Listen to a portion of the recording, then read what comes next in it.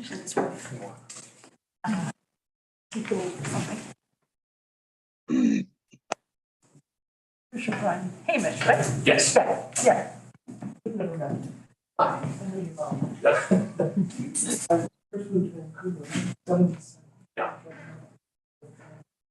Oh, yeah, that was one of her, my mom did all this one of those. That was one of the first ones. Allison.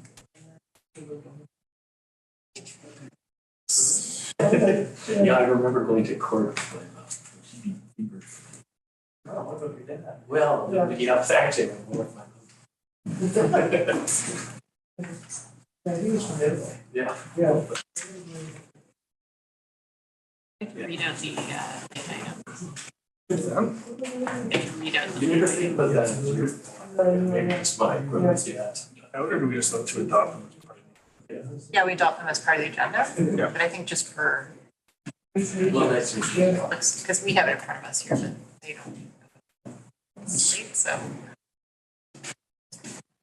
Sure. We'll hand it over to you, so we'll read them out. Yeah. All right. Oh, and then there's this Yes. recommendation that's changed in the consent agenda. Is that as part of the Oh, Yeah. But she's coming in from that. So.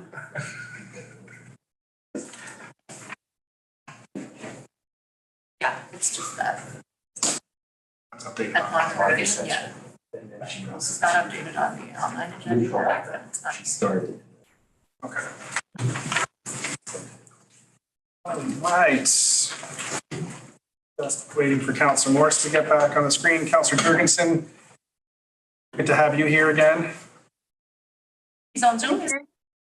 Yes, I'm Councilor Morris. Councillor Morris, good to see you again as well. Been so long. Been so long. Okay, so we are at 6:19 and I will call this meeting to order. Welcome to the Bowen Island Council meeting for Monday, February 27th, 2023. To start off, I'd like to acknowledge with gratitude that we live and work on the traditional unceded territory of the Squamish Nation, whose people have been stewards of these lands and waters surrounding the Quellahem, Bowen Island. I am Andrew Leonard, the Mayor of Bowen Island Municipality and the chair of this meeting. And as we did earlier today, I will introduce the members of our elected council before we begin for those online who might be watching either now or in the future. So I started on my right, so on my left this time around, we have Councillor John Saunders. To his right, we have Councillor Tim Wake. Usually to his right, we would see Councillor Allison Morris, but she is joining us here on Zoom, which you can see on the screen. On the far right would be Councillor Alex Jurgensen, but he is also joining by Zoom as well, followed by Councillor Alice. Councillor Spelling Fast, also our Islands trustee, and Councillor Judy Getty, also our Islands trustee. We're also joined by members of our professional staff as well, who will be delivering presentations or providing inputs throughout the evening. My right is Liam Edwards, our Chief Administrative Officer. My left is our Corporate Officer, Sophie Insignia. As well, we have our Manager of Planning in the room, Daniel Martin, and our Chief Financial Officer, Kristen Watson. This meeting is being recorded, so when members of the public speak during public comments in the question and answer period of the meeting, thank you so much. Your presence and voice will be included in the permanent recording, which will be available at bowenislandmunicipality.ca on our YouTube channel now and into the future. This council meeting is an official forum for the conducting of the business of local government. We all love our community. We are all passionate about what happens here. I encourage everyone to maintain a constructive and respectful tone during the meeting, to direct comments for council and staff to myself during the public comment or question and answer portions of the meeting. We do have, so the agenda package and full council package for tonight's meeting is available at bowenislandmunicipality.ca, and we do have some late items to add to the agenda. I'll have our corporate officer read those out. Yes, so there's item 3.3, which is a revised staff report for the approach to establishment of an accessibility committee. And there is a revision to the recommendation there as well. That is part of the consent agenda. So just take note of that revised recommendation. 7.2A, which is 3 letters regarding zoning proposal for 8 Arbutus Bay Road. Letters from Trish McKeer, John Sigurdson, and Hamish Brian Cumming. And 8.3A, we have a letter from Matthew McDonough regarding the development variance permit for 1666 Wilton. Can I just, Yes, Councillor Fast. clarification, there's 2 7.1s on the agenda, just so everybody knows. Okay, in case somebody's trying to follow along and they mixed up. That is correct. So what I will do is I will to seek an adoption of the agenda with the late items and a renumbering of section 7, starting with 7.1, the Blue Water Park water system improvements, and then moving on sequentially from there to 7, ending in 7.3 at the rezoning application for Arbutus Bay Road. Can I have a motion to adopt the agenda with those? So moved by Councillor Getty, seconded by Councillor Fast. Any objection to adopting the agenda with the late items? Councillor Jurgensen? Currently unmuted. Sorry, there's something that I wanted to pull from the consent agenda, but I don't actually see it on the agenda, so I just wanted to confirm that the letter from Jennifer about the mini storage is not on the current agenda. Correct. That is correct. That is not on the current agenda. Okay, perfect, thank you. Then ignore what I said. No problem. I would never ignore what you said, Councillor Jurgensen. So all in favor of adopting the agenda and late items, raise your hand, say aye. Aye. You are currently unmuted. Aye. Zoom. Carries unanimously. Okay. So coming back to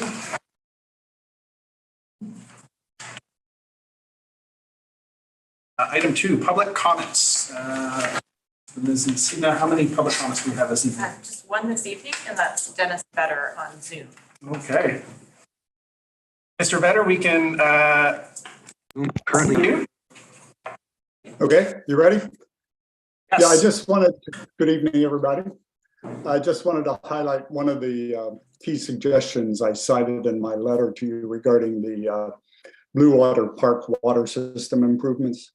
The current proposal from staff is really a step in the right direction in that it does include the council decision that was made at the December 12th meeting, specifically to assess how the Bowen Bay wells are performing before spending the remaining borrowed funds to replace the lower priority water mains in Blue Water Park.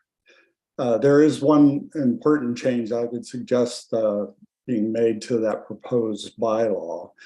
It's currently stated as that council directs staff to evaluate the performance of the upgraded wells and interconnected water system in summer of 2024, and then present an updated project delivery plan to council for approval. In the plan, it currently states that the well upgrades will be evaluated during the high demand period in the summer of 2024. Presumably that is the summer months. As I mentioned in my letter, water supply issues can last well beyond the summer months. For example, the Sunshine Coast was not taken off of stage 4 water restrictions until December 13th of last year. So I think you just need to make sure that the bylaw is changed to reflect a full potential drought or low water supply season through maybe like November. So I just wanted to highlight that. I know you're all very busy with the park and not sure you had time to read or digest my letter. So appreciate your time and consideration. Thank you, Mr. Vetter. Councillor Morse? I just wanted to clarify, I think Mr. Vetter is referring to the recommendation in Yes. 7.1, not the bylaw. No, I thought that was how the bylaw was stated. On the, I'm just referring to recommendation 7.1. I think is, anyhow, okay, we you're can right. clarify when we You're get there. Yes. You're right. You're right. That was in the recommendation. Yes. Thank you for that. Thank you for that clarification, Councilor Morris. And thank you for your comment, Mr. Vetter. It also says that in the bylaw. Yep. Maybe I'm misreading it. But in We will, Oh, no. a loan authorization bylaw, which is attached, it also says that. Regardless, I think you understand the point I'm making. yes. Yes, we'll take a look at it when it comes up as the piece of business in the agenda.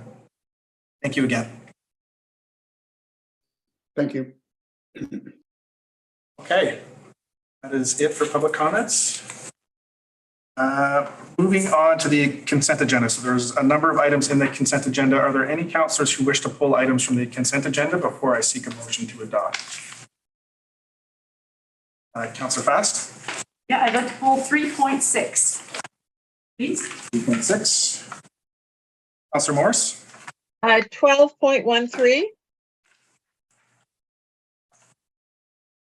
12.13. Okay. Any other councillors wish to pull items from the consent agenda? Seeing none, I will seek a motion to adopt the consent agenda. So moved by Councillor Getty, seconded by Councillor Fast. All in favor of adopting the consent agenda? Aye. Aye. See, currently on. Aye. Carries unanimously. Okay, so moving on to items pulled from the consent agenda. 3.6, request for input on the Clean Transportation Action Plan, the Ministry of Energy, Mines and Low Carbon Innovation. Councillor Fast. Thank you, Chair. I just would like to add to the recommendation the Environment Climate Action Advisory Committee, because the Transportation Advisory Committee is really good about transportation, but the actions like reducing emissions, which is one of the purposes of this work, is in the work plan of the ECAC Committee, the Environment Climate Action Committee. So so I'll make the motion that council refer the Clean Transportation Action Plan letter to the Transportation Advisory Committee and the Environment and Climate Action Advisory Committee for recommendations for council to provide feedback by April 5th, 2023. Moved by Councillor Fast. Seconded by Councillor Getty. Any discussion on this motion? Councillor Morris, you do have your hand up. I don't know if that was from a previous. Nope, it has been put down. Councillor Jurgensen. Currently on. Oh, no, Zoom sorry. I dot thought US. you were saying that my hand was up. I missed whose hand was up. Oh, okay, thanks. And lowered. So seeing no further discussion on the motion, I will call the question. All in favor, raise your hand, say aye. Currently unmuted. Aye. Carries unanimously. Thank you. Moving on to the other item pulled, pardon me, Councillor Morris, I'm just flipping through my agenda here. Item 12.13, the Union of BC Municipalities regarding the new RCMP auxiliary program underway dated February 15, 2023. Councillor Morris. So we used to have an auxiliary police RCMP program, and due to issues that happened back east, the RCMP pulled the auxiliary program, and I think most BC communities have been lobbying to have it back. So I would like an action to this. I think we should request our CAO to have a discussion with our detachment commander about having an auxiliary police program. So a motion to direct the CAO to meet with our RCMP detachments to discuss the RCMP auxiliary plant program. Discuss the RCMP auxiliary program. I'll make Seconder. that. So moved by Councillor Morse, seconded by Councillor Saunders. Any discussion on this motion? Seeing none, I'll call the question. All in favor, raise your hand, say aye. Currently unmuted. Aye. That carries unanimously. Currently unmuted. Coming back to agenda. Item 5, delegations, we have none. Item 6, business arising from minutes, there is none. Item 7.1, the Blue Water Park Water System Improvements. I'm Director of Engineering.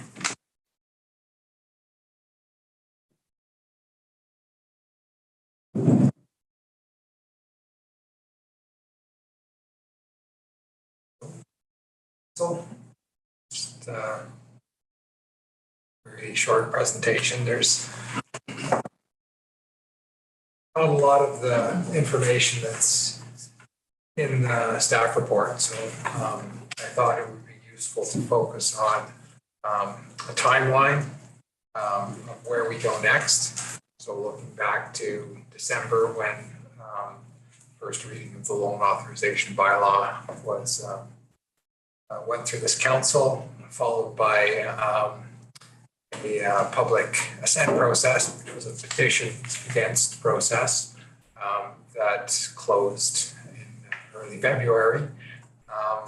Less than 20% of the residents voted against the loan authorization bylaw, which is a show of support. And what we're asking for now is that the next steps be taken, essentially referring that loan authorization bylaw to the inspector of municipalities. And if that were done following this meeting, we'd expect funds to be available in around May. So there was some questions in the interim between this December meeting and now about scope of work, time frame, how the idea of exploring and developing new wells fits into the time frame. So I thought I would just share a short presentation to look at where we go next.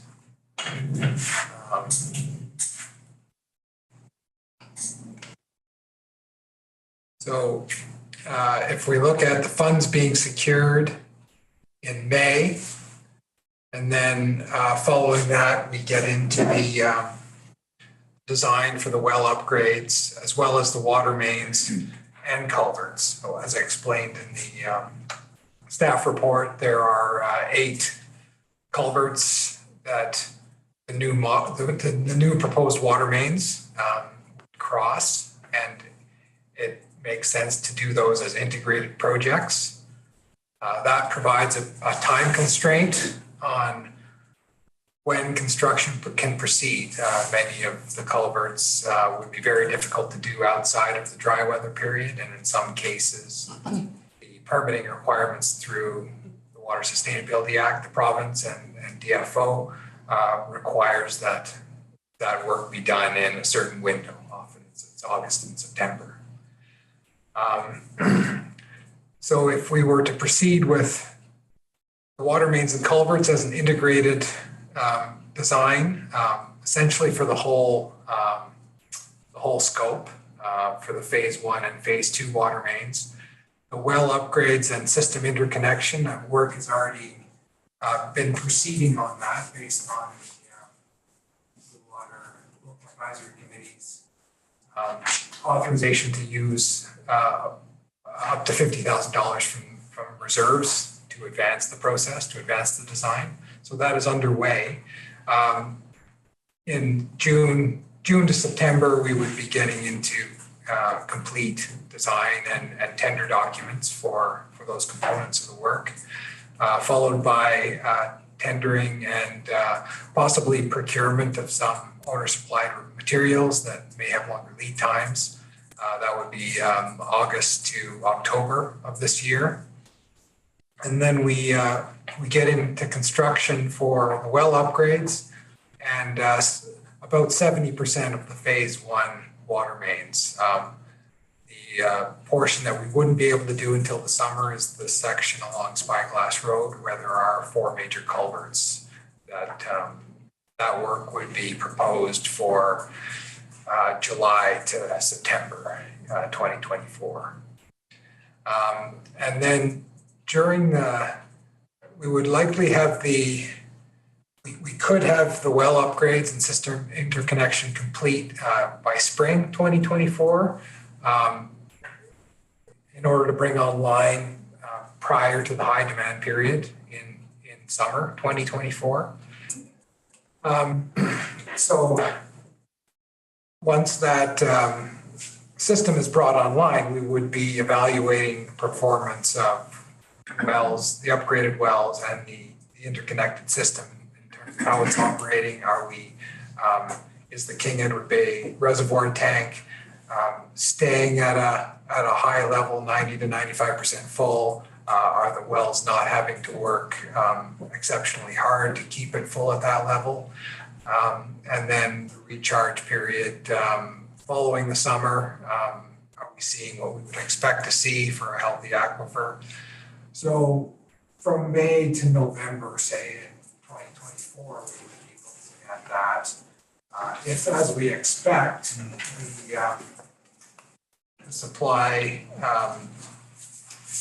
the supply gap that currently exists has been addressed by these measures, then we would propose to move into construction of the phase 2 water mains, the remaining borrowed funds, and that would be in January to September 2025.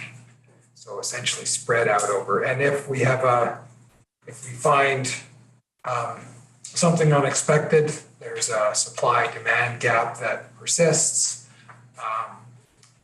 there's an opportunity at the end of 2024 to be diverting or refocusing some of the effort and money towards well exploration and development in 2025. If it's as we expect and the well upgrades and interconnection of the systems is addressing the supply problem, then well exploration and development would be likely 2026 at the earliest.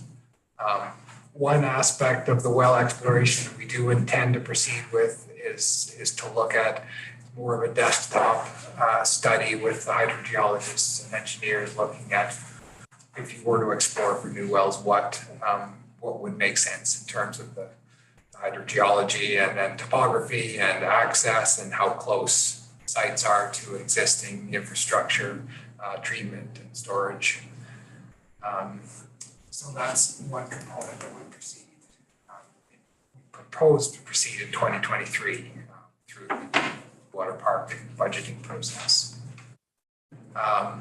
So we would have the well upgrades under this scenario, this timeline here. We would have the well upgrades and the phase 1 water main replacements spanning 2023 and 2024 budget years. Just showing general what that would look like for the proposed budgets of, well, A, the Blue Water Park local service area, and B, the municipality, the capital replacement and development fund. I mentioned the culverts, that those should reasonably be the cost of the municipality as opposed to the local service area. So we would have in 2023, $920,000 for the water-related work, well upgrades and water mains, and $80,000. That's just limited to the design and preliminary work, as well as the environmental permitting and assessments for the culverts. In 2024, we would have $900,000 for the local service area budget, and we have borrowed funds secured at this time, so that's it's within that. And then a substantially larger amount, this would be reflecting the culverts along Spyglass, $540,000 in 2024 municipal budget, which will have a big impact on the road rehabilitation budget component for that year. The way that the budgets have been put forward in the 5-year plan, there's an amount around 1.1 million that is intended to deal with all road rehabilitation, culverts, rockfall risk mitigation, all of that. So if you're using half of it for culverts, there's obviously a lot less for other road rehab work. And then in 2025 would be the most of the largest portion of the water main installations, as well as so 1.33 million in 2025, and further $260,000 in that year for culverts. So that is the overall picture of timeline and budgets, assuming that council proceeds as recommended in the report and carries on with the loan authorization bylaw process. So I'll leave it at that. If there's any questions, we can address those now. Councillor Fast. Yeah, just a simple question, responding to the speaker. I'm looking at the recommendations number 4 there, where it says, evaluate the performance of upgraded wells and interconnected water system in summer 2024. Would you is there anything wrong with saying in November or the end of the summer dry season 2024 or something like that? We could just say 2024. Very good. Thank you. Although they wouldn't want you to do it in the spring, just to keep the trust. By the end of 2020. End of 2020. Thank you. That's good. I would like that to be clear in there, just for everybody's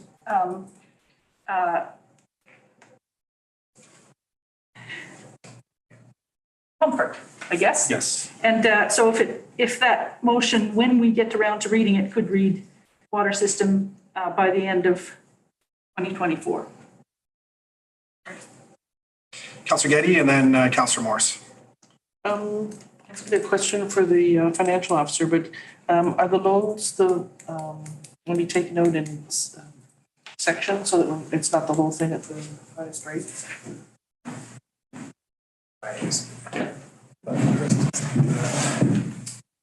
Thank you, through the chair. The way that we would structure the loan, especially given the fact that interest rates are high, we would do it in a way that we borrowed for temporary. We can borrow temporarily up to 5 years. Then we can borrow in increments as we need the money. And once the project is complete and hopefully interest rates will be on our side, they come down a little bit over the next 5 years, we would lock it in to long-term debt at that time. But we can do this temporary borrowing and draw as we need it for up to 5 years. Well, if I may, through the chair, just adding on to that as well, that approach is a best practice because you can also ensure if we miraculously come in under budget, then we only are locking in that Smaller amount. that smaller amount. Councillor Getty. Total of 3. 3 questions? Absolutely. All right. When we're tearing up the roads and putting down pipes, can we, is there any room to add purple pipes so that we actually end up taking advantage of the, whatever you call it, that pool of water that's been there for a million years? Purple pipes, I'm not sure what you For mean. we can't use the stuff that's in the reservoir we can use it for gardening, we can't use it for anything inside the house, right? So, and you have to keep it separate by putting in purple pipes? You're talking about a separate water system? Yes. Non-potable water system? Yes. It's not something that we considered. That's a large additional cost that we haven't factored into this project. It was suggested in terms of if we're tearing up the road and putting down pipes, that would be, a possible use of the body of water that's there in the reservoir. if it definitely hasn't been budgeted, it's something that came up late and if it's too costly. The miracle isn't gonna cover that. Through the chair, just for clarity, the term purple pipes is used for the in-home construction. And so any non-potable water for code requirements has to be purple. So that's just where that term purple pipes come from. And the last question, your slide on the budget and the municipal funding for culverts. And has that been part of the budget at this point? Through the chair, we have an allocation, a provision for roads work. I think the director of engineering mentioned $1.1 million is the number that comes to mind. In year 2, that number is quite significant. That is being considered for culverts and blue water. So we haven't finalized our capital budget as yet. We can certainly go back and look to see if we need to add another 100,000 and look at what the impact, another 200,000 and see what the impact on long-term financial planning and reserve balances would be. And provide it for. Do anything for the road surface, or is it just replacing the culverts? Well, it's replacing the culverts, or it may be, and then redoing the road that's been dug up. Culvert. Thank you. Councillor Morse?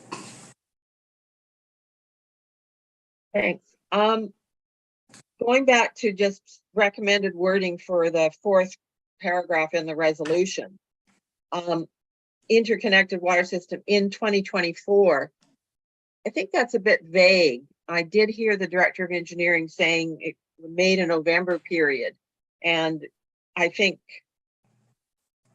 the committee or the message we're getting from Mr. Vetter, which is, I think, supported by the committees, is you've got to go into that longer period. So I would prefer to see the wording in May to November, in the May to November period. Just so that, it's a dry spell carries on, or June to November, but, getting into the fact that you're going to go into that fall period, not just evaluate it for a month.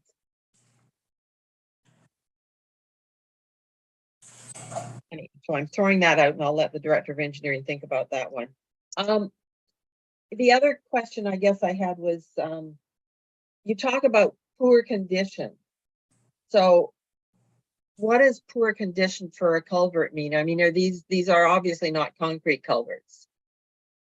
Oh, they're corrugated steel, and poor condition generally means that it's corroded at the bottom, and there's varying levels of erosion caused by water flowing outside the pipe that's creating voids under the roads. That's happening across the island, and so they are necessarily, if you were to look purely at culvert condition and risk factors relating to the road stability, maybe they wouldn't be the highest on your list to do in 2024, but it's driven by the urgency of the water main project, and it makes no sense to not do them as integrated projects. Okay, that sort of answers the general question I had. And then in your report, you talked about the evaluation of system performance indicates that well upgrades meet the demand for all residents. But there's unbuilt lots within all 3 of those water service areas, ignoring the Menzies property that could be subdivided, but there's lots that already exist and subdivisions that are potential so is it demand for all residents and known future residents, or is it just demand for all residents? Well, it would be both. I mean, what we would like to see is, yes, demand for all residents is being met. The King Edward Bay tank is being kept full without having to max out the 8 wells that are, 6 wells that are supplying water to that reservoir. Okay, and that's the sort of thing the study will look at water supply for current and future residents then. Current and future. I think the Menzies property, like you mentioned, would be, Ignoring the Menzies that's property. separate because you would, there would be a developer would be responsible for bringing water source that's adequate for whatever additional load the development is bringing online. Okay, thank you.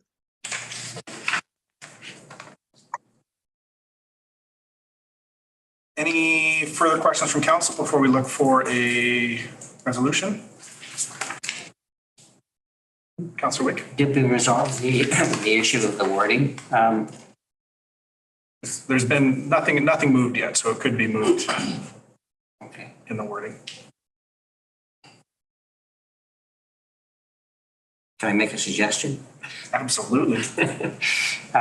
What if we just said interconnected water system in late 2024? By the end of, it doesn't really specify a time frame for how long. Late would mean anytime after August. And if I understood Mr. Vedder properly, he didn't think it should happen in the dry season. Well, the end of the dry season, I think, and then going into the fall. Yeah, so, What we're trying to get at. okay, so Councillor Saunders and Councillor Fast. I think Councillor Marsh suggested wording that had been heard earlier. Interconnected water system in the period from May to November of 2024 would seem to me seems to cover late as well as the concerns that Mr. Vedder raised. So I would love to get a motion on the floor. Councillor Fast?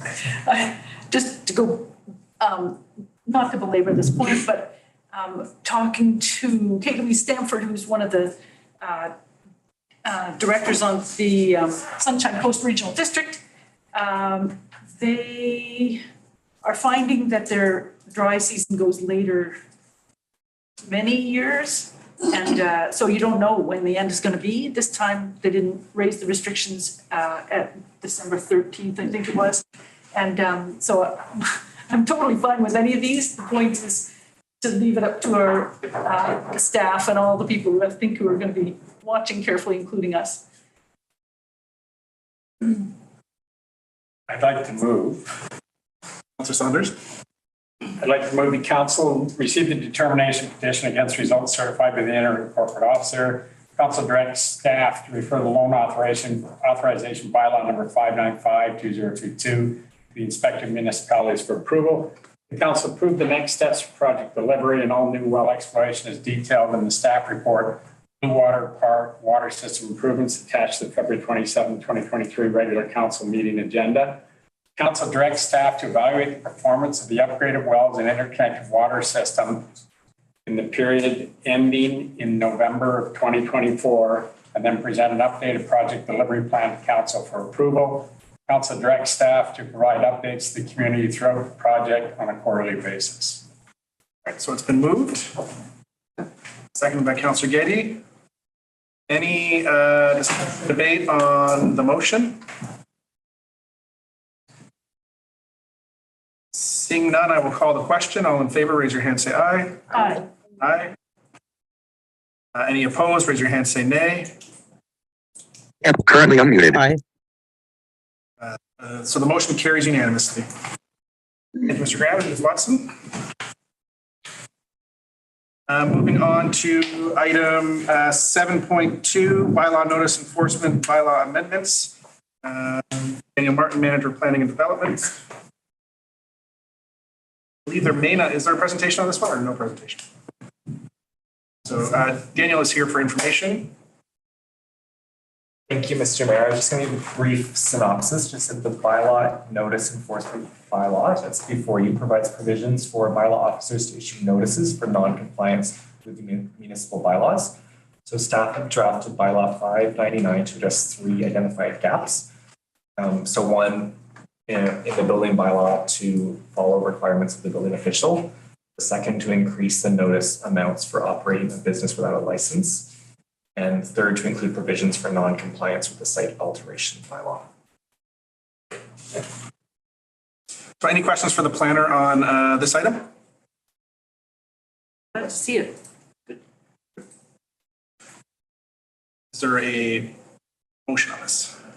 I will move that council read bylaw 599, 2023, cited as bylaw notice enforcement bylaw number 196, 2008, amendment bylaw number 599, 23, a first time. I'll second that. Seconded by Councillor Fast. Any discussion on this motion? Seeing none, I will call the question. All in favor, raise your hand, say aye. Aye. Any opposed, raise your hand, say nay. Currently unmuted. Councillor Alex. Aye.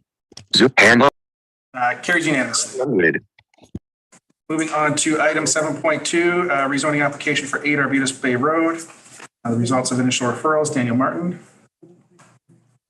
7.3, I did not make my own renumbering in the agenda. I apologize. I have derailed this entire meeting. So we are at item 7.3. Mr. Martin. Thank you, Mr. Mayor. So I have before you rezoning application RZ03 2021, bylaw number 598 for 8 Arbutus Bay Road. Sorry. So this came before you at the November 28th meeting where it was introduced and council referred the application to committees, required the applicant to hold a public information meeting and directed staff to report back on the results of this referral and any other referrals for the draft bylaw for council's consideration. So just in terms of overview, where we are in the process, this was introduced. We did initial referrals and open house. We are here for consideration of first reading. Recommendation to follow with committees and referrals to committees, and Islands Trust before consideration of second reading, possible public hearing, third reading, and adoption. The report itself contains a number of discussion items, so I've sort of listed them here and happy to discuss them in questions if council has questions about those items, but just some high points of what those are. So affordable housing contribution, the recommendation from the Housing Advisory discussion again from the Housing Advisory Committee, having a maximum floor area in the bylaw. Comments from the Parks and Trails Committee about increased park size around Echo Bay, which is reflected in the bylaw, and about a desire for a shoreline, protective shoreline covenant that the applicant is willing to enter into. Comments regarding goals of 50%, protection of 50% of the site. And so again, commitment from the applicant to ensure we hit that number. And then number 7 and 8, there are alternatives in the report for council's discussion. So one is the park dedication and the applicant's desire to see land transferred to a conservancy organization. And so the alternative is there for council to refer this to the Bowen Island Conservancy if that is an option council wishes to pursue. And then item number 8 is the alternative for council to explore the option of additional lots on the proposed lot 3 in the north of the lot, which was in a recommendation from the Housing Advisory Committee. So the bylaw itself, bylaw 598, would create a comprehensive development zone with these 3 areas, with area 1 being the park, area 2 being one zoning for 1 lot on the northern end of the property, or in the alternative for 3 lots in that site, and then area 3 for 6 residential lots on the southern portion of the lot. And then just some comments that were included in the late item that weren't included in the report or received after we published the report. So comments from the neighbors. So one, expressing concerns regarding the increased use of existing. Pardon me? I'll have to leave the meeting if because there's issues being raised with respect to the road. And generally supportive of what the applicant wants to do with his particular lot, but I think because of the road issue, I'll have to declare a conflict.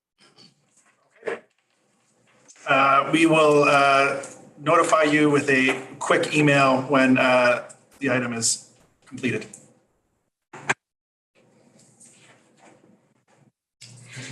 So one, concerns about increased use of existing easements over the property to the east of the site, and then a concern from the neighbors to the west about the access and location and tie-ins to the municipal road to the west of the property. So the applicant has indicated willingness to work with the neighbors to address these concerns, especially the concerns around existing easements. And so staff would work with the applicant and with the neighbors to address these concerns and reach consensus, but that, in staff's opinion, they don't seem like sort of derailing issues for this bylaw. There's sort of technical issues about how exactly the land is developed, but sort of separate almost from the actual rezoning, the actual land use bylaw. They're more about how existing agreements work between the parties. And so the recommendation that's in the report is to give first reading to the bylaw, to refer it to the Islands Trust and committees. 3 is authorize staff to enter negotiations with the applicant for a cash in lieu contribution, and we'll be working with the Housing Advisory Committee on that piece. Council work to require an updated environmental assessment prior to second reading, and that council require the applicant to update neighbors on the status of their application prior to consideration of second reading. So that recommendation is instead of an additional open house. So the recommendation is to notify neighbors as opposed to holding an additional open house, but council may wish to discuss that as well. But that is the end of my presentation, and I'll turn it back to the chair. Thank you, Mr. Martin. Any questions from council?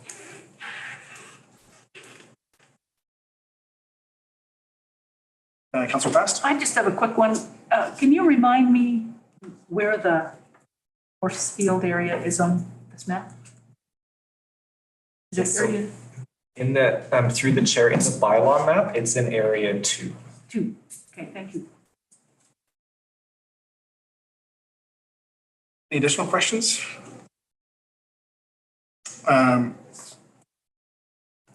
So I have a numeric question.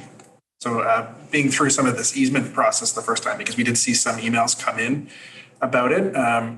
When is it reasonable to have that resolved, or like what's the status of that? Because I know easements between neighbors can be tricky. Is that something to be worked out between first and second reading or before adoption? I would think in the period between first and second reading would be my recommendation, like before going to a public hearing, to have the neighbors have comfort, I think would be my recommendation. Okay, great, thank you. So there is time for that to happen. Okay. What is council's disposition on this item? Councilor Fast. I'm happy with the changes that have been made, and I'm content to give it first reading. I'd like to also add referring it to Bowen Island and Islands Trust Conservancy as the proponent is interested in, to see what possibilities there might be. So I will move the motion. That council read, I move that council read bylaw number 598/2023, cited as Bowen Island Municipality Land Use Bylaw number 2002, amendment number, bylaw number 562/2023, a first time. That council refer bylaw number 598 to the Islands Trust, the Advisory Planning Commission, the Housing Advisory Committee. It says community, but I'm going to read committee. Thank you. And the Parks, Trails and Greenways Advisory Committee, and the Bowen Island Conservancy and the Islands Trust Conservancy. You can just add them in there, Sophie. 3, that council authorize staff to enter negotiations with the applicant for a cash in lieu contribution to fulfill the affordable housing policy. 4, that council require an updated environmental assessment of the proposal prior to consideration of second reading. And 5, that council require the applicant to update neighbors on the status of their application prior to consideration of second reading. End. Thank you, Councilor Fast. Seconded by Councilor Wake. Any discussion or debate on the motion as read? Councilor Gaydon. How do we monitor the 5th one? Request that the applicant update the neighbors on the status. Mr. Martin? So before the public information meeting, we worked with the applicant in terms of their mail out to neighbors. And so we would do it again in terms of a similar mail out. So they would provide us with a copy of it. To the mail out, they had an email circulation and a physical mail out as well. Any further discussion, comments, debate? Seeing none, I will call a question. All in favor of the motion as read, raise your hand and say aye. Aye. Currently on mute. Aye. Right, carries unanimously with Councillor Morse out of the room. Would someone be able to email Councillor Morse and let her know that this item has concluded? Oh, amazing. Thank you. Thank you, Mr. Martin. We will be at ease for a moment until we see Councillor Morse rejoin us, but our next item at 8.1 will be the 2023 library budget presentation. Request for permanent staff increase from our chief librarian. Tina Nielsen, did you want to join us up here while we? I also have my board chair, Don Henry, with us tonight. Amazing. Welcome. Thank you.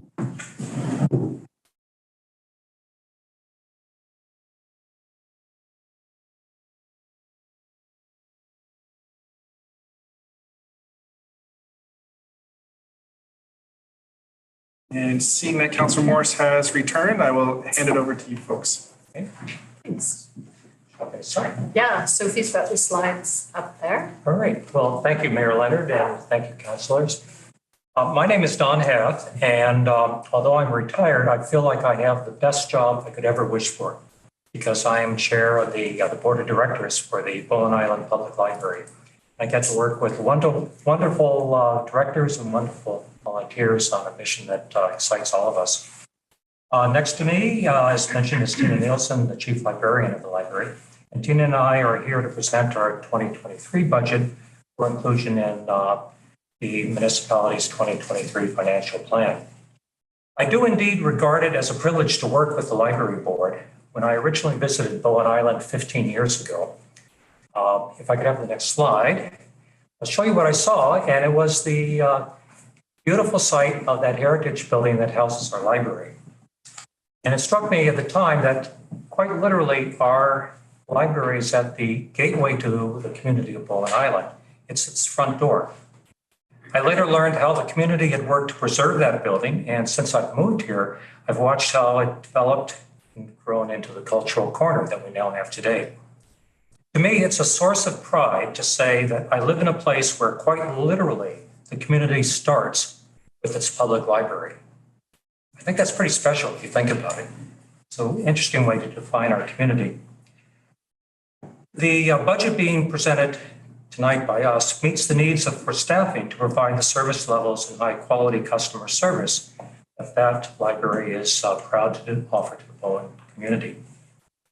Coming out of the COVID reductions, we see growth in library services that reflects the growth in our community and the rise in post-COVID activities and services on island in all social and public service areas. If I could have the next slide. We'll talk about those in a moment, but I thought it might be useful to begin with describing what we see our library is doing. We've been using the tagline that's books and beyond because, I liken the library to the front door. Basically, behind that door is a number of really interesting and exciting developments in library services and library and information sciences. I won't go through each of these points put up there, but I do invite you to look at our webpage where you'll find links to such topics as early literacy learning and the support given to parents who have to deal with the information age, to the sources of social settings to allow both young and old members of our community to meet other people to discuss things. And lastly, what I think is one of the most interesting developments in library services is the use of libraries for things that people might want to borrow, such as medical equipment, telescopes, as you can see, bird watching kits, robots, and the like. All these are services that the modern library develops and delivers, and our library is no exception. Now, as we hopefully leave the COVID years behind, we want to ensure that we meet the challenges of providing these services and to do so with knowledgeable and trained library staff. For that, I'll turn the presentation over to our chief librarian to describe some of those trends. Just a quick couple of graphs here. Thank you all for having us here tonight, by the way. Couple of graphs. So the one under programs is just a quick review of our programming since 2019 until now.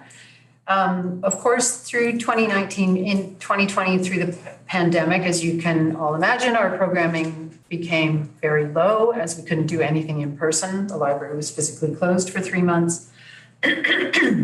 However, the library quickly adapted at that time and really pivoted, to use that term that we're all using, to delivering services online and takeout services that the community needed at that time. So we kept service going even with the building closed.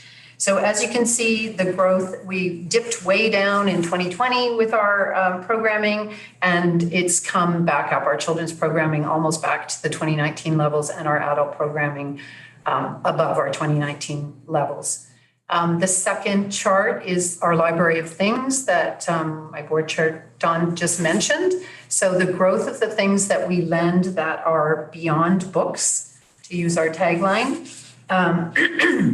So, we're offering learning and sharing opportunities in our programming, but we're also offering things that people can borrow. So our library of things started with the Med Shed, which some of you may be aware of, where we lend out medical equipment. But it has grown now to include a bunch of the things on the previous slide: bird watching kits, telescopes, radon detectors, pulse oximeters to measure your blood oxygen level, dementia memory kits, robots, a seed library, et cetera, et cetera. Our programming is also delivering, what the community is needing for learning and sharing, and ranging from French Conversation Club, seniors games night, film nights, internet safety workshops, our teen advisory group, and events for National Indigenous Peoples Day and Orange Shirt Day. So lots of stuff going on in the library, and all of these new services and programs are created and managed by trained and knowledgeable staff. Without sufficient staff, many of these programs just wouldn't occur. We continue to grow as the Bowen population grows and in step with the changing nature of library service, and it is our staff that allows this growth. Next slide, Sophie. So a quick background on our staffing and our current request. So in November 2018, the Bowen Library Board passed a motion to move to paid staff on the front service desk, a position that was historically filled part-time by volunteers. In 2019, we identified that we would need 1.05 full-time equivalent staff to meet that need with volunteers taking a different role. Funding for that staff was included in our 2019 budget and our 2020 budget, but was not available. So we continued with our volunteer program until 2020, March 2020 to be precise. So with COVID, we suspended our volunteer program completely. And it's now been several years since we've had any. So in 2020 and 2021, the library used grant funds. So there were a number of grants available, especially COVID grants, as well as our own surplus funds to fund that 1.05 full-time position. So it was 2 people filling it, but we filled that role. And this was really to work on that front service desk and to support other staff in delivering programs and services. For 2022, the library included a request for funding to make these positions permanent. We were asked to reduce our budget, which we did so by reducing our request from 1.05 full-time to 0.77, and that was passed. The 2022 increase allowed us to expand our operating hours and programming, and the need for an additional 0.28 full-time equivalent remains in order to sustain this level of service and to allow for staff development and staff vacation time to be taken properly. Next slide, thanks, Sophie. So our 2023 budget increase is primarily from staffing costs. The total cost for the 0.28 position that we're asking for is $18,358.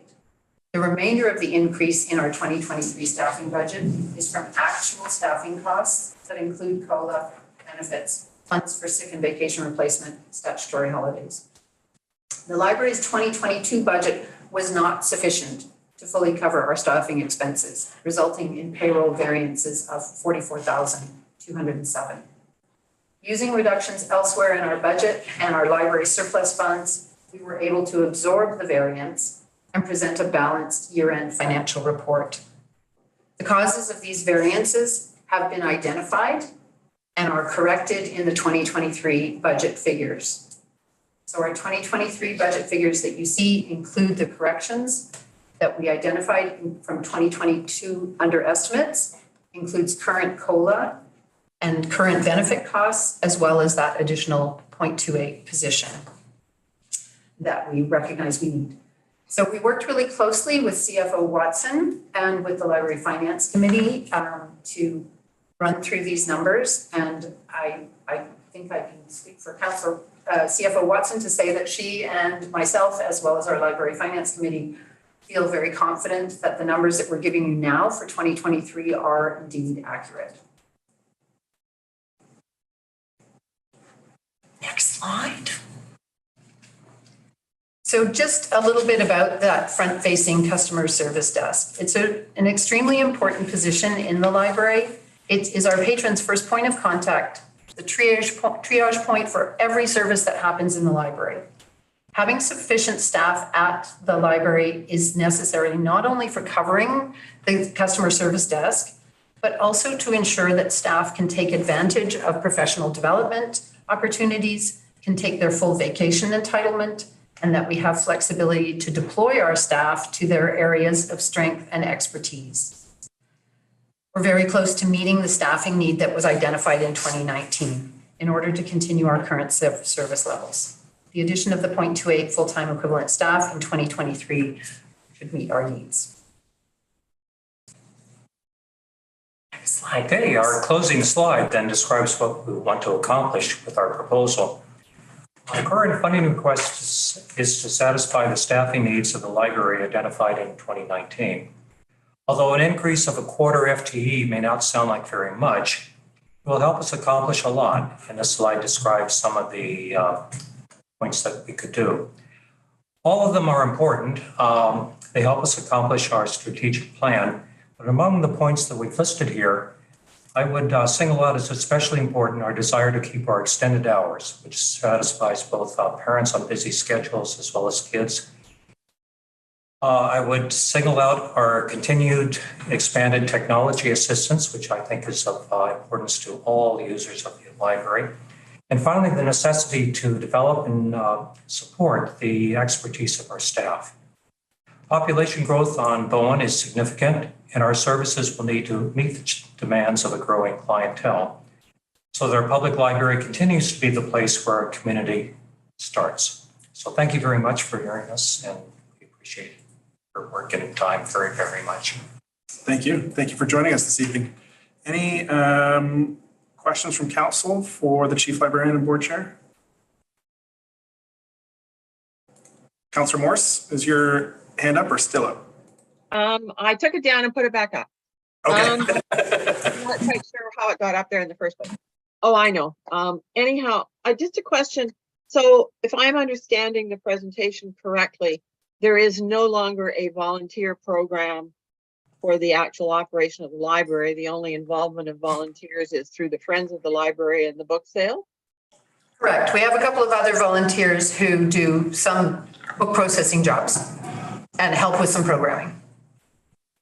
But we don't have that main volunteer program that used to staff the front service desk.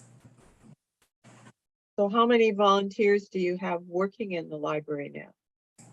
On any regular basis, we have about 3 that come in to do book processing, etc. And then we have the Friends of the Library as well, and the foundation. And book processing is taking the books that have been returned and putting them back on the shelves? No, it's actually putting the jackets on, laminating them, putting jackets, labeling. Okay. Is this becoming a trend in all the libraries? I mean, I was very proud of the fact that we had a volunteer program, and when I was on the library board in West Van, I was very proud of the fact that we had a volunteer program there. Yeah, it is a trend. I think last year a presentation by Jen Streckman, the interim director, looked at 16 different comparator communities, the communities that BIM also uses as comparisons. And out of those 16, one still uses volunteers on their front service desk and the other 15 do not. Okay. But it sounds like we have a very limited volunteer program. So is there other roles volunteers could play? I mean, to me, it would be, if I wasn't so busy, it would be something interesting I'd like to do. We have a few options available when people are interested. Most of them involve working with a program, for example, to help out on the evening of a program, to help out with the book sale for the friends. But we don't have an ongoing program to actually work in the library, right, sort of doing the jobs that normally staff would do in other libraries. Okay, and I guess my other concern is just the budget dollars and the wording in the motion, and I don't know if Kristen is there. When the motion says include in the BIM draft budget, the word include to me means it's in the budget. My preference would be to have wording that said consider in the development of the BIM draft 2023 budget, the Bowen Library, da-da-da-da. So, yeah, thank you for that clarification, Councillor Morse. That is the intention, really. We understand that the BIM financial plan is not determined and has not been decided, and that it's very likely that things will come back to us and other departments in that process. So if considered is a better choice of words, we're fine with that. So if there aren't any other comments, I'll make the motion. We have Councillor Getty. I guess I just wanted to point out that if I thought of volunteering, it was back in the days of the card catalog, and that with your computer systems now, I'm not sure that I could get myself trained properly to be able to do it. Any help and possibly cause damage. So I'll stick with the card catalog. Any other questions from council before I look to Councillor Morse for the motion? Seeing none, Councillor Morse. Well, I'll move that council receive for information and consider in the development of the BIM draft 2023 financial plan, the Bowen Island Public Library operating and capital budgets, including a request for a permanent staff increase of 0.28 FTE hours. Seconded by Councillor Fast.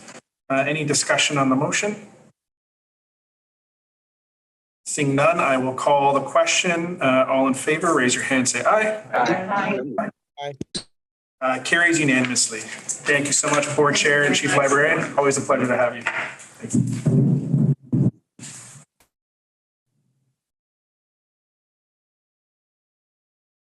On to item 8.2, the temporary service yard options. Patrick Graham, our Director of Engineering. Council. So following up on the council meeting on January 23rd, when this was the issues around the existing service yard and its deficiencies, and that it doesn't support operational requirements or provide a safe workspace for staff, was reviewed. At the time, we had requested approval of funds to advance the review of the options and design for the service yard upgrades and to complete environmental work. That was initially given and then reconsidered and revised. Part of that revision was to request from staff options for addressing not all of the issues with the service yard, but just the very most egregious occupational health and safety issues, which is the nature of the space that staff use for their lunchroom and break room. So we've looked at the options. They're laid out in the staff report. Essentially, we could use the space above the library, which the utility crew are currently using. We hope within the next month to be able to move them to the water treatment plant site as their permanent base. So we could use the space in a similar way. A big issue with that is that it's very inefficient. We find a lot of time lost in having a meeting space and where the crew meets to plan their work for the day, and then having their vehicles and equipment and materials they need at a different site. They could be losing an hour or more each day, which on a 7-hour work day is difficult to manage. We feel that a preferred option to deal with the most immediate need is to install the trailer on site. It would be most cost effective to install it on the site, essentially just beside the entrance to the service yard. There's an existing large sea can there that would be moved to the water plant, and that would be the preferred location for a trailer. It would be easiest to hook up to the septic system, as well as to connect to water and power at that spot. One issue we do have is relating to the environmental regulations and the contaminated site legislation in particular. We aren't able to issue a building permit or any permit until that a release is obtained, and the remaining environmental work that we obtain that release. We felt that regardless of the need for a building permit, it's also Bowen Island Municipality's responsibility to address contaminated site and to carry on with that work. So that is part of the recommendation of this report. There may be a way to install the trailer without a building permit through discussions with our building department and potentially with the province. I'm not sure exactly what that looks like, but it would be something that we would explore. Assuming we're able to resolve that, the recommendation is to install a rental trailer and to hook it up to site power, water, and sanitary and septic system. It would address the immediate need, and as a temporary rental, I think it's important that we all understand that it's not the solution that we need, and I wanted to emphasize that. It's very much a temporary and partial solution. That's the other option that we did consider. We're not really able to put it forward as a short-term solution, is the use of the old fire hall. It's been leased to Hydro. That site were to be considered, it would have to be more of a medium to long-term solution. Current lease with Hydro is a 3-year lease. Is there any questions? Thank you, Mr. Graham. Any questions from Council to the Director of Engineering? Councilor Wick. Through the chair. Thank you, Director Graham. I'm a little confused about what if timelines. So if it sounds like installing the trailer would be fine as long as we can get a building permit in a reasonable amount of time, and we can do it without completing all the environmental work? Or and how long do you anticipate it's going to take to complete the environmental work? We anticipate it would take most of the remainder of the year, 2023, to complete that work. So if there's no way that we can install the temporary trailer without a building permit, then that would be then that would be the soonest we can do it. I believe that we may be able to.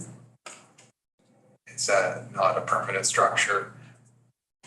It's essentially supporting our efforts to rehabilitate the site. We have to move staff into this temporary accommodation while we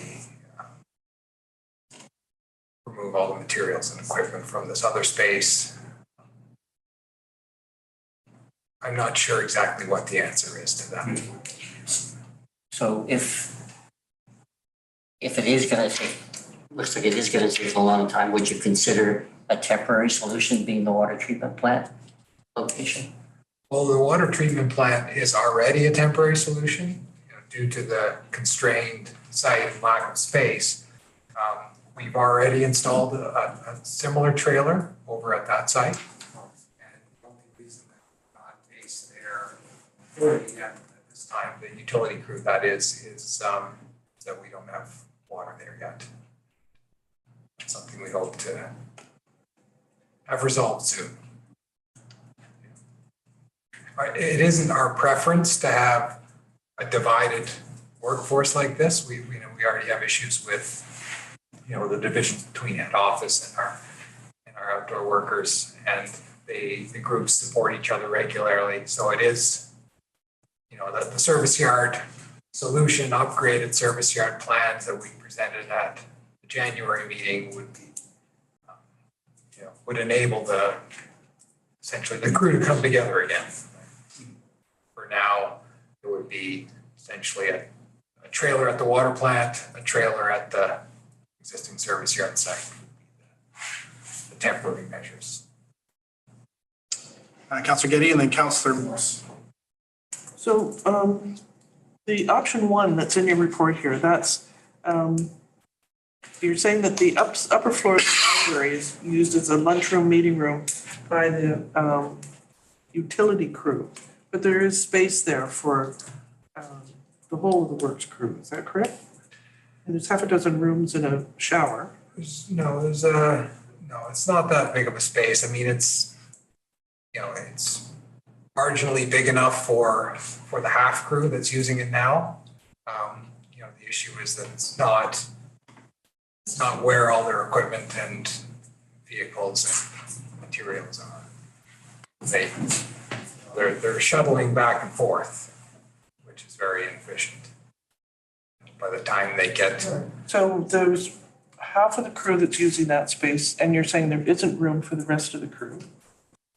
Not currently. Right, but when the trailer at the water treatment plant, it has water soon, in quotation marks, then everybody can go into the trailer at the water treatment plant? No, it's just the utility crew, which is about half of the outside workforce. So I'm sorry, so then the utility crew that's now in the library, they go over to the trailer?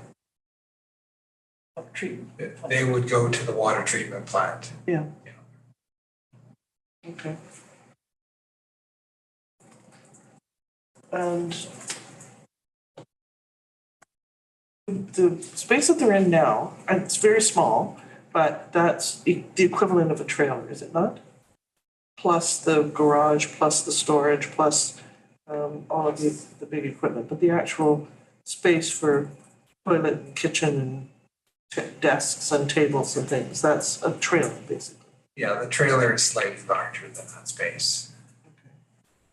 And up until now, all of the utility and the works crew have both been using that?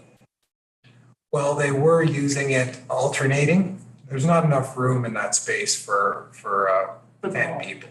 So they've been, for a while now, almost 2 years, the utility crew's been using the upstairs of the library as a meeting base. CEO?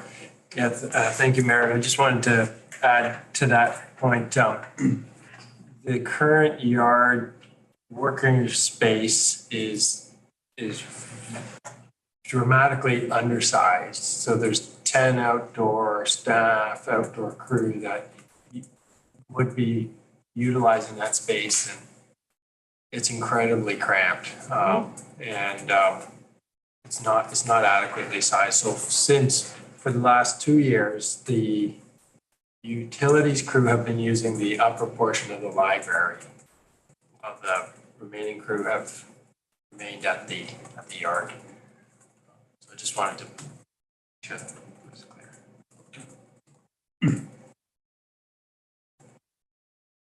Councillor Morse and then Councillor Fast. A couple of questions. How big is the trailer at the water treatment plant? 10-foot by 32-foot trailer. A what?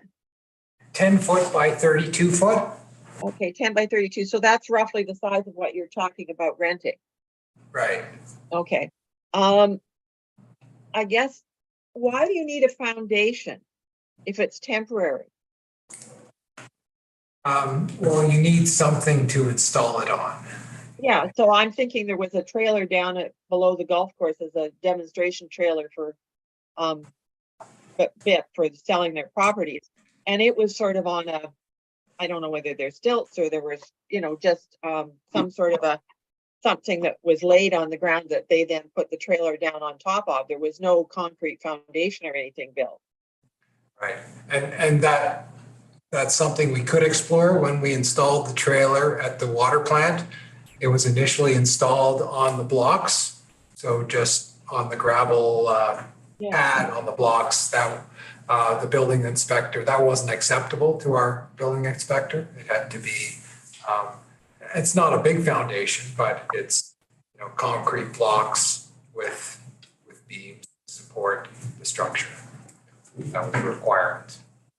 So I'm assuming for the scenario that would also be required here.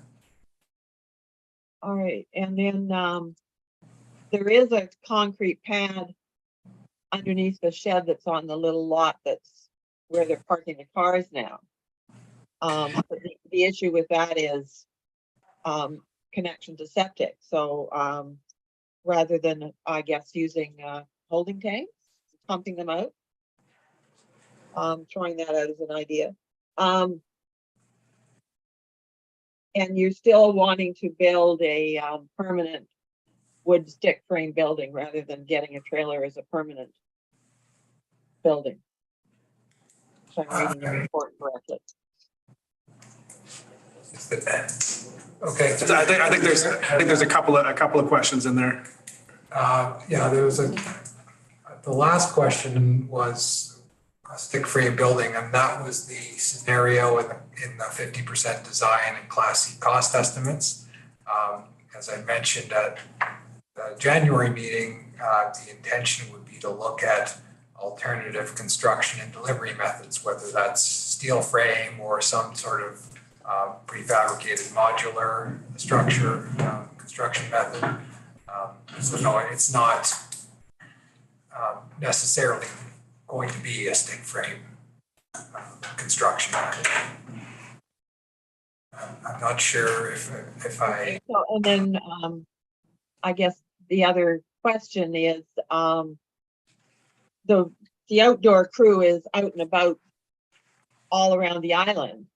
And if they're out working in Blue Water and they're coming into the cove to have lunch, to me, there's not a lot of difference between going down to the library or turning and going down to Mount Gardner if you come all that way. So I don't know if the utility crew moves out to the water treatment plant if we couldn't use the upstairs of the library for the roads crew.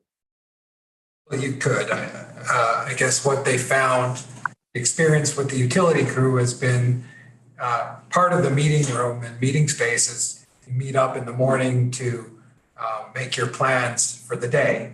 And so they meet up there, make their plans for the day, then they go up to the yard to get the equipment and vehicles and materials that they need.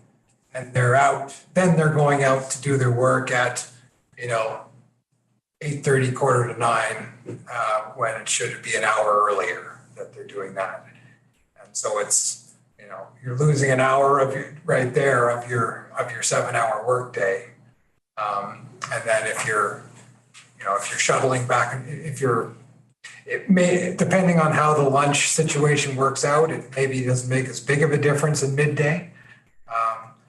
That was the feedback from our operations staff, is that it is extremely inefficient. The other issue with having the roads and parks crew use that space is they have bigger vehicles, and there would be a bigger disruption on the limited parking we have in the vicinity of the library, because they are taking up spots there as well while that space is being used. Thank you. Councilor Fast. Yeah, I just had one question about the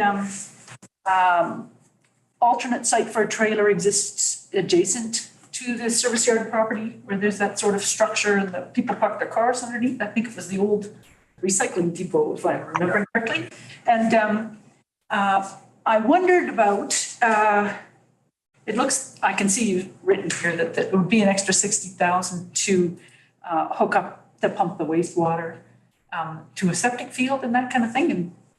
And you need to change everything around and change the parking and that kind of thing. So I just wondered if the parking was on the road, would that give you a useful workspace at some point anyway? Or what, is there a problem with putting the parking on the road and using that little lot for some other structure or something to do with storage or something like that? That could potentially be used for something. It wasn't part of the core space that was identified in the the service yard upgrading plans. And no, I mean, there's no particular problem with parking along the road. I mean, it is parking that gets used by others as well. People accessing the trailhead at Crippen Park when there's events at the school. Parking spills out down there, usually the school buses. Yeah, okay, that's fine. It's just another little piece of potentially useful space that's adjacent. So I wondered why it had, yeah, got it. Can't hook it up to septic. Okay, thank you. Can I just say through the chair that I'm in favor of these recommendations, particularly the first one about completing the environmental monitoring and assessment and permitting, so that it allows, once we're sure that the site is remediated environmentally or if needed, and you've got the permits in place, then it seems to me staff have more flexibility in terms of there won't be more delays and there won't be more uncertainty and there won't be, maybe there will be more options for these things. So I'm in favor of these recommendations and I'm happy to move the motion. Thank you, Councilor Fast. We do have a question from Councilor Getty. The space at the water treatment plant, is there room there for another trailer? I'm looking at this comment in terms of long-term solution, it'd be best to have the whole team back together with a primary base at one side. The proposed service yard upgrades would achieve.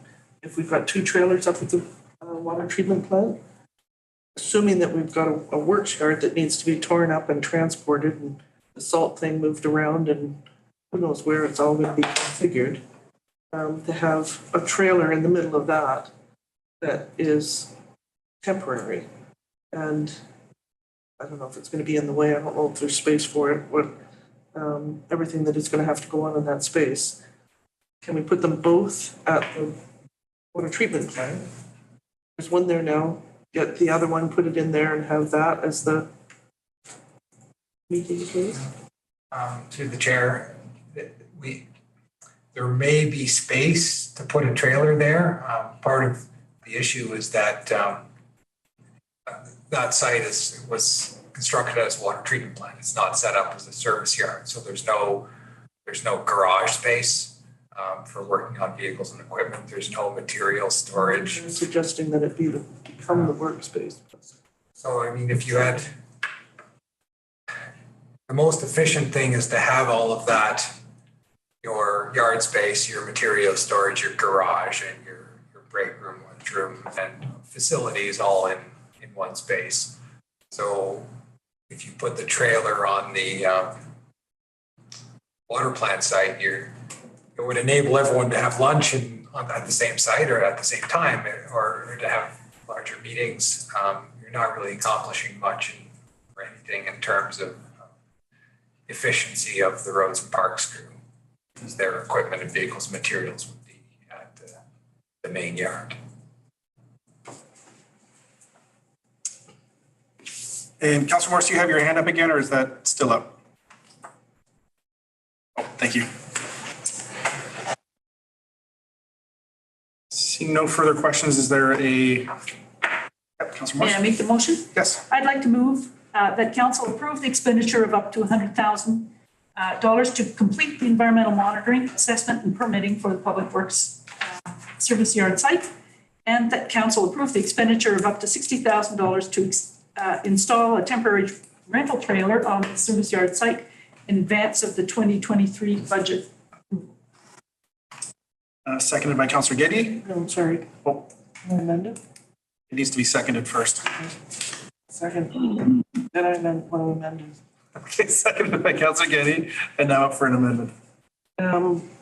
Instead of the service yard site, a suitable site, just in case we can't get a building permit or there's a problem with whatever space we've got. Oh, which would give the director some more flexibility and moving things around if need be. What was that wording again? A suitable site. So the amendment is to replace the words "the service yard site" in the second paragraph with "a suitable site." Oh, okay, I was thinking it was the first paragraph. Seconded by Councilor, nope. Do I have a question for staff. need a seconder on amendment first, or it'll fail? Seconded by Councilor Saunders. Question from Councilor Fast.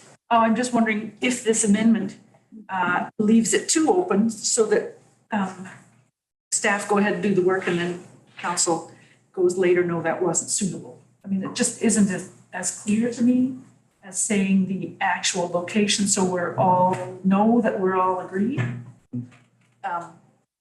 So my question is, would that work for staff if it said on a suitable yard site? I have no issue with that. Thank you. Any further discussion on the amendment? What was it again, please? So the amended second paragraph would read that council approve the expenditure of up to $60,000 to install a temporary rental trailer on a suitable site in advance of 2023 budget approval. So no council approval. Sorry? So, yeah, no council approval of the different site. No.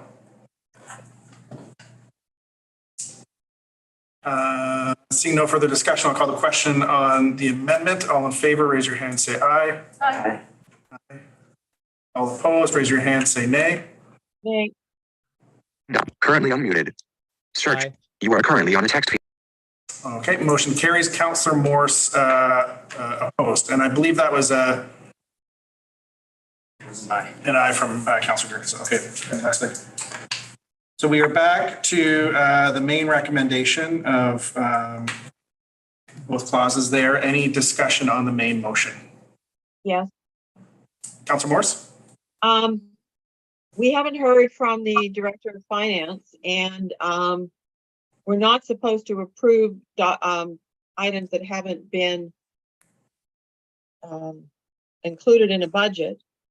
So in advance of the 2023 budget approval is not appropriate wording in my mind. It would have to be, and that this amount be included in the 2023 financial plan. You know, is the CFO there? Yes. Yes. Is there a specific question, or is it looking for confirmation that that is the case? Well, as far as I'm concerned, in advance of 2023 budget approval doesn't meet the requirements of the community charter. So I would be voting against this. Because there's no budget source and we haven't directed staff to include it in the financial plan. Ms. Watson? Through the chair, we do have authority to spend, given that we pass a 5-year financial plan. So in the 5-year financial plan that council approved last year, there was just over $1 million that was authorized to come from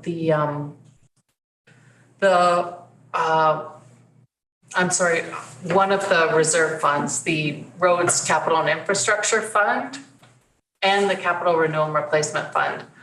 That amount of $160,000 could be accommodated within that amount that was approved in the prior year financial plan and could be incorporated into this year's financial plan within available funding. So I would not express any concern if council were to indicate tonight that they wish to see this amount in the 5-year financial plan.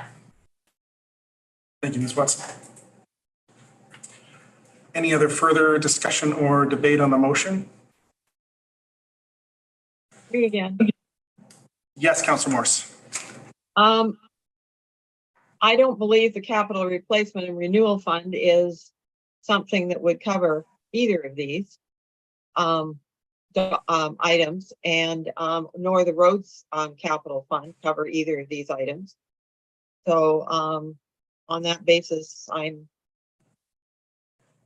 going to either move an amendment that the words "in advance of the 2023 budget approval" be deleted and replaced with "and direct staff to include the 60,000 in the 2023 financial plan."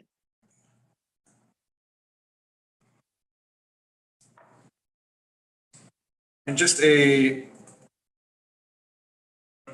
the CAO first. Thank you, Mayor. I was just going to ask about the 100,000. Yes, would also.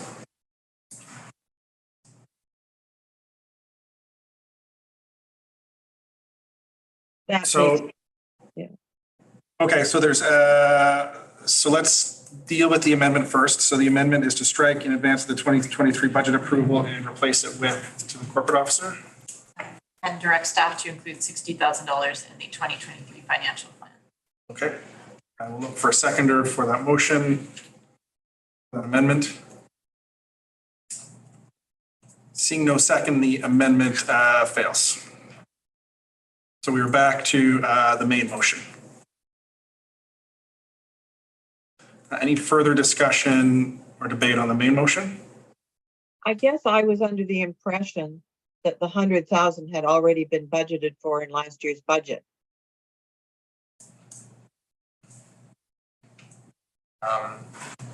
No,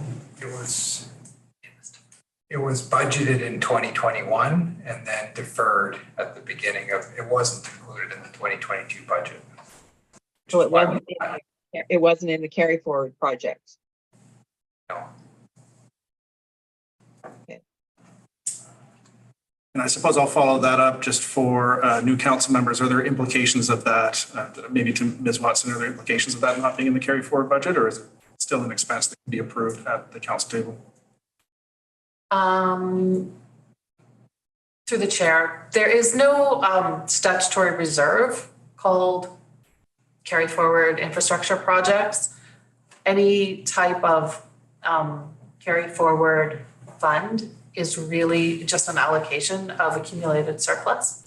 So any amount that that is going to be funded, that is an ongoing project that hasn't completed at the end of the year, if council chooses to earmark funding and set it aside, really they're taking an amount from accumulated surplus. So this is where I would identify the funding to come from in 2023 to 2027 budget. It would be coming from an allocation of accumulated surplus. And in the budget, there is a very detailed report of all of the reserve and surplus fund balances that council will be able to evaluate how much will be left in that after the proposed uses and contributions to all of the reserve funds. So that information will be made very clear to council.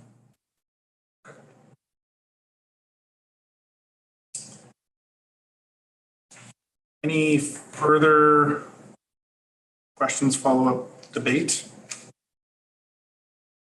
I will speak in favor of this. The sense from this chair is that given the health and safety, the occupational health and safety issues at the site, there needs to be a solution completed as expediently as possible. I also think that the spending to remediate the site will have to happen regardless at any point. And given that there will be a design phase for a works yard, it does make sense to remove that obstacle now because that will lead to a faster completion of whatever project is decided down the road. I would also, I would say, and this is just from this chair and doesn't reflect the will of council, however, if there is additional funds needed because we cannot have a trailer put on the existing site, I would be in support of that at the adjacent facility if it is required, because again, we need to expediently as possible get a new facility for that staff so that they can have a clean and healthy workspace to conduct their business in. Those would be my comments from the chair before calling the question. And yes, Councillor Getty. I'd like to thank staff because we've gone from 3 million to 160. Allison's shaking her head. But that thanks is worthwhile. And I know, well, let's call the question and hold this piece of business first. All in favor, raise your hand, say aye. Aye. Aye. All opposed, raise your hand, say nay. Nay. Currently unmuted. Aye. That's an aye from Councillor Jurgensen, and Councillor Morse opposed. Motion carries. So thank you to the Director of Engineering. I know that was a tight timeline to turn that around. So if there's anything you need, please do not hesitate to come back and ask us. Moving on to item 8.3, the introduction of an application for a development variance permit. This is just an introduction and an issuance of notice. I don't believe we have a presentation for this. We do not. No, okay. But to the chair, instead of planner Backen, I will be here just to give you a brief synopsis. So the Tunstall Bay Community Club intends to replace and expand their existing pool. The existing pool lies within the minimum 30-meter required setback from the natural boundary of the sea. So the variance is required to allow the replacement pool at a setback of 15 meters and a new accessory changing washroom at a setback of 21 meters. So staff have drafted the DBP to include environmental recommendations from the environmental report submitted as part of the application. The recommendation is that council direct staff to give notice that the variance will be considered by council on March 27th, 2023. So note there's an error in the recommendation in your agenda, which says March 13th. So the recommendation is for March 27th. And since the publication of the report, we've received one letter of support for the variance application. Thank you. Okay. Any questions for the planner on the report before seeking a recommendation to issue notice? Councillor Getty? I'm curious, the photographs, 1 and 2, we're up to page 151 of our agenda, possibly 4. And none of them show the west side of the pool. And I'm curious if there was any damage to that drop-off point and from the king tides, and just what that side looks like. If you look at photograph number 4, for instance, you're at the right corner, but you're looking away from the coastline. Does that make sense? Mm-hmm. And when you're in photographs 1 and 2, you're farthest away from the coastline when they're taking the picture. So I want them down at the other corner with showing me the dune of the the coastline. Is it possible to get more pictures? Or some sort of a report in terms of, I think it would be possible. What I will say is that knowing that pool, it's actually quite high up from the shoreline. There's a whole, so you see the beach, there's the whole drop off, and then there's the path that goes down, and there's a whole other drop yeah, I off. was thinking of that. There's a lawn area and then a path before you get to the. But this is quite a slope. Councilor Fast? Yeah, thank you. I wasn't concerned about the king tide there because I saw in the, through the chair, sorry. Yes. Because I saw through the Madison's environmental report that there were lizards and snakes and things living in there, and that wouldn't happen or habitat for them. So that wouldn't happen if there was a if it was that close to the marine. She wouldn't have made those comments, and I'm pretty sure it's really high too. Right? Any other questions or comments on issuing notice? Yes, Councilor Fast?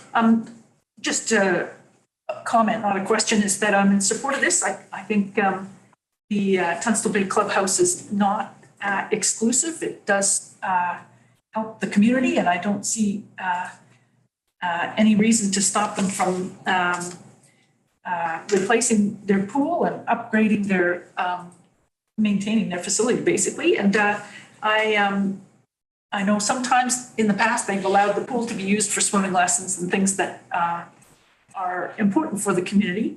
And I noticed too that the nesting herons that have been over there recently, moved over there to nest recently, are mentioned in the environmental professionals report, and that the recommendation she provides is that they contact a qualified environmental professional when they get close to construction, just to make sure that nesting herons or any other birds aren't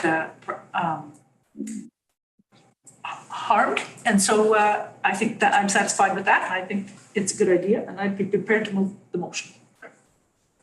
So I will move that notice be given to, that council will be considering the issuance of development variance permit DVP 2022-0376 for the variance of the minimum setback for a swimming pool and an auxiliary building from the natural boundary of the sea for 1666 Tunstall Boulevard, legally described as Lot 155, Block B, District Lot 492, Plan 20169, PID 006841601 at the March 27th, 2023 meeting of council.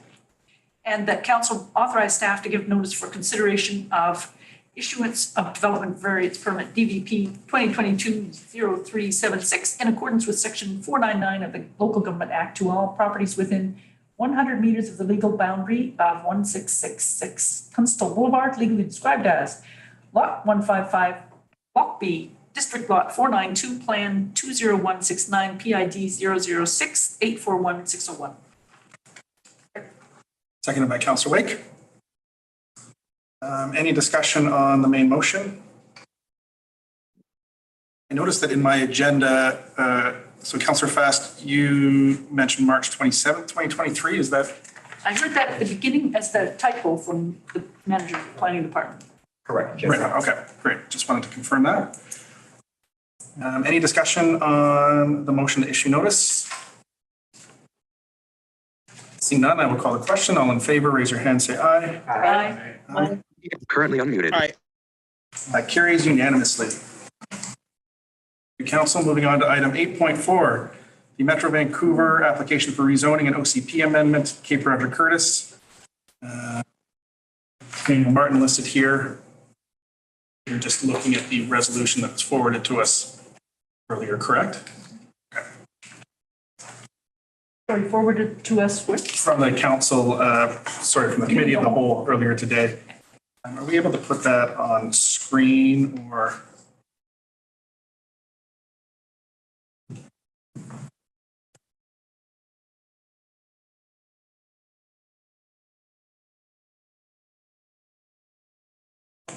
Were we emailed the resolution? I can't find it.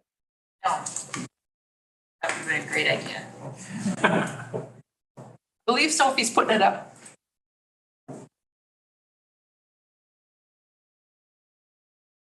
Just at ease for a moment, we'll put it up on the screen.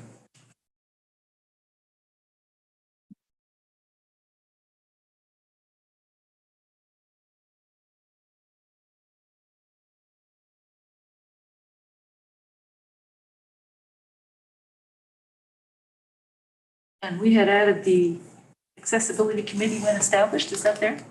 Yeah, good.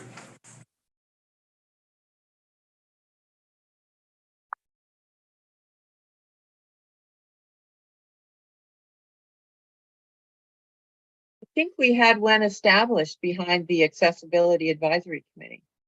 Yes, yep.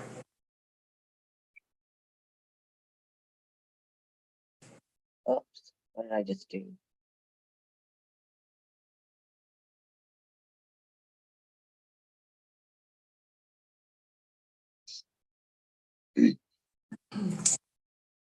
What would the wording be? Did we just have to say we ratify this?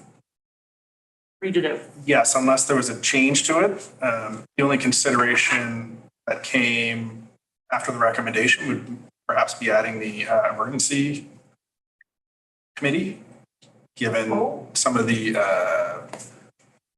risks and use of the island on that side and the impact on emergency services as well. And evacuation plans on the island, all of those pieces. So fast? I believe I heard that, I would be happy to add that, and I'll propose that in a moment. And has the fire department, the volunteer fire department they've been part of this already? Okay, thank you. Been consulted? All right. Well, I'm going to move things along. People are, nobody wants to jump in. I move that that council formally ratify, no, I think I better read it all out. So it's in the motion, right? So it's in the recording and everything? Yes. Yep. Okay. So we have the corporate office added the executive emergency program executive committee up on the. Thank you. Very good. Okay. So I move that council ratify the recommendation of the committee of the whole meeting held February 27th, 2023. And that is that council refer rezoning OCP 2023-0018 to the Advisory Planning Commission, Accessibility Advisory Committee when established, Community Economic Development Committee, Environmental and Climate Action Advisory Committee, Emergency Program Executive Committee, Housing Advisory Committee, Parks, Trails and Greenways Advisory Committee, Transportation Advisory Committee, the Finance Advisory Committee, the Bowen Island Conservancy, the Islands Trust, Vancouver Coastal Health, BC Ferries, the Squamish First Nation, and a committee of the whole of Bowen Island Council. And that council require the applicant to hold a public information meeting on this application, and that council direct staff to report back on results of this referral to a committee of the whole with council. Okay. Is there a typo in number 4? Is it the Environment and Climate Action Committee? What did I say? We had environmental, which you read out. So on screen, it's been changed to Environment and Climate Action Advisory Committee. It hasn't been seconded yet, so it can still be edited. So it's been read. Is there a seconder now? Seconded by Councillor Saunders. Any discussion on this motion? Seeing none, I will call the question. All in favor, raise your hand, say aye. Aye. Aye. Currently on. Aye. Carries unanimously. Thank you, Council. Item 8.5, our CAO update with Mr. Edwards. Hey, thank you, Mayor. I first just wanted to make a little shout out to our roads crew, working incredibly hard over the weekend, keeping the primary roads clear. I know that some the tertiary or more minor roads still have not been cleared to the liking of everybody's degree, but I do want to acknowledge that they've also been working with some challenges with their own equipment too, because they were down one of their plows, and then another plow was went into decommission just last night, and so these heavy snowfalls do take a big impact on our crew and our equipment, and so fortunately we've got some good contacts with good mechanics, and we can get some quick repairs done. But I think they've done a tremendous job, and I know that even our utilities crew folks, the water, drinking water folks, jumped on board to help with hand shoveling on the multi-use path and things like that. So just a shout out to them and all the hard work they've been doing. I want to give a quick update on some capital projects. And so one is the fire hall. The new fire hall continues to inch along. It's definitely complete and up and running. We all know that. That's not new, but exciting new work has been done on plantings around the hall. And so we did receive fairly high quality soil through Metro Vancouver's partnership program with their member municipalities. It's a grade A composted soil that they provided us free of charge. And then we have secured a variety of drought tolerant plants, and our corporate officer who's on mat leave organized the planting with the volunteer efforts of the IPS students last week. And so you'll see some, and Carla too, thank you, Councillor Getty. And so you see some new plantings in there, so that's great news. And then with the community center, you can really see great progress being made with walls going up, and they had a massive crane truck on site today that is helping lift materials into the back, and that I think will be also helping with some of the larger glulam beams and posts. And so some exciting work happening with that project right now. And then Cove Bay Drinking Water Project, fingers are crossed for an anticipated commissioning in the coming month or two. It's been a long waiting period for that, and so we're really hopeful that this time around the commissioning will be successful. And then the Snug Cove Wastewater Treatment Plant Phase 1 upgrades are also supposed to be coming online by the end of March, and so we're hopeful for successful commissioning of that as well. Finishing off that project will result in a assessment of the increased capacity from that Phase 1, as along with the increased capacity from all of the work that was done with the patches to the leaky collection system. And so we're hopeful for a positive result from that assessment. And then we continue to advance the multi-use path in the best we can. And I got some exciting news that we were successful in receiving a $500,000 grant from the province for the next phase of the project, from Artisan Lane to Charlie's Lane. And so that we have until the end of 2025 to complete that next stretch. And so we'll be hearing a little bit more about that as we move to the more detailed elements of that project and bring that forward with scheduling and things like that. And we continue to seek additional funding for the other phases from other sources of program funding as well. And then we are all waiting with bated breath for the details of the new grant funding that was announced by the province. Was it 2 weeks ago now? Yes. And I was pressuring the ministry for some details, but they wouldn't release any in terms of how that funding will be allocated. And so we were told that we should receive a letter in March, which will identify the allocation to our community and the funding formula that arrives there. But we know with certainty that it will be at least $500,000, and my anticipation will be significantly more than that. because it's $1 billion across 189 local governments. And so if every local government got 500,000, that is about $90 million. So that leaves another 810 million to divvy up. So I think the math is in our favor. So, and that's all for my update. Thank you, Mr. Edwards. Moving on to item 11, new business, Metro Vancouver Business TransLink Mayor's Council. Oh, Councillor Jurgensen. Sorry, just thank you very much. May I ask a question of Mr. Edwards? Absolutely. Through the chair to Mr. Edwards, sorry. I possibly misheard you, but I didn't understand, by the way, thank you for the update. I didn't understand why the plants around the fire hall need to be drug resistant. So, sorry, Councillor Jurgensen, drought resistant. So drought tolerant, so they don't need much watering. Oh, okay. No, perfect. I heard drug tolerance and I was a little bit confused.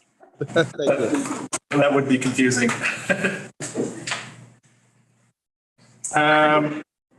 Not a whole lot to report on Metro Vancouver TransLink business, although there are some related pieces. Metro Vancouver did have a board meeting on Friday.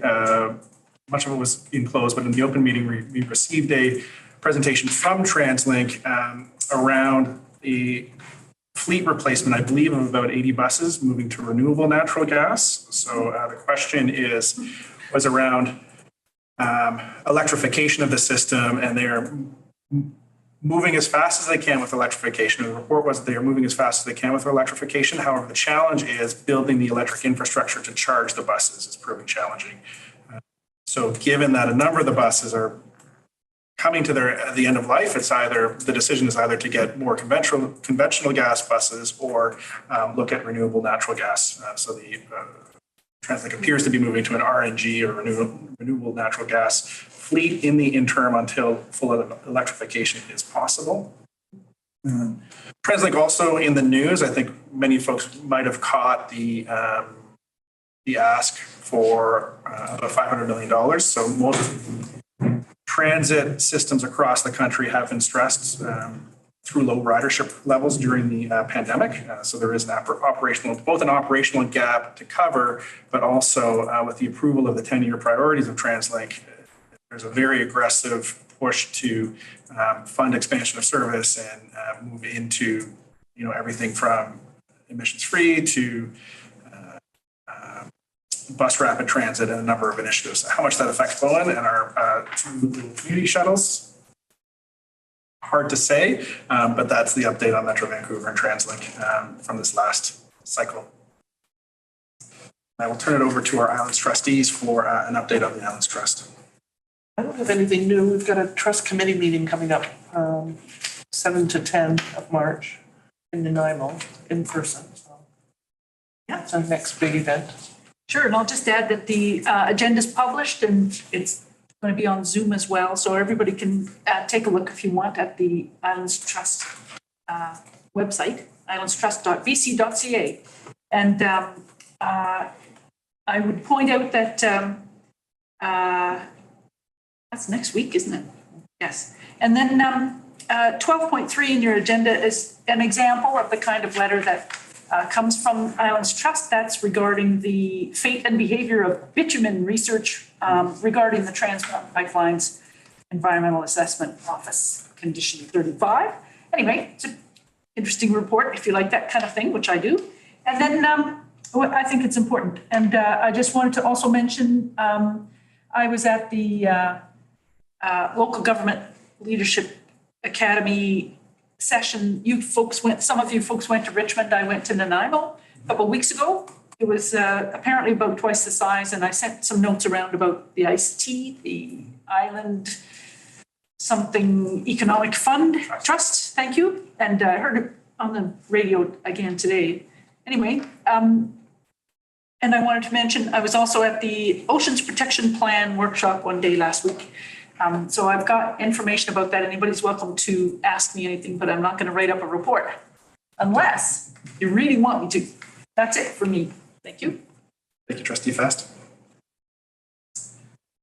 Okay, and moving on to item 13, I believe item 13. Our question period. Are there any members of the community who have signed up for question period? Right. Seeing none, we are on item 14, which is adjournment. For a motion, move to adjourn. Seconded by Councillor Saunders. Jurgensen, thirded by Councillor Jurgensen. Any discussion? All in favor? Aye. Aye. Unopposed. We are adjourned.